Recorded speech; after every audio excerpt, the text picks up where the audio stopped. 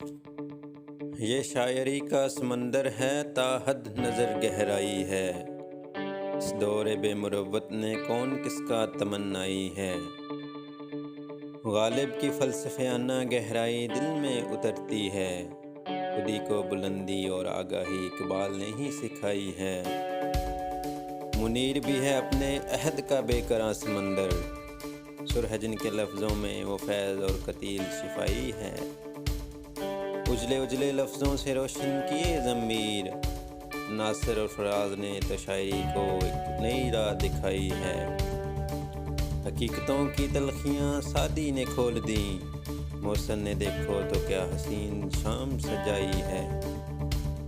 अपनी क्या औकात है अमजद परवीन और वसी के आगे, जिनके साहिराना लफ्ज़ों की हर दौर में पजीर आई है। ये शायरी का समंदर है, ताहद नज़र गहराई है। इस दौरे बेमुरव्वत ने कौन किसका तमन्नाई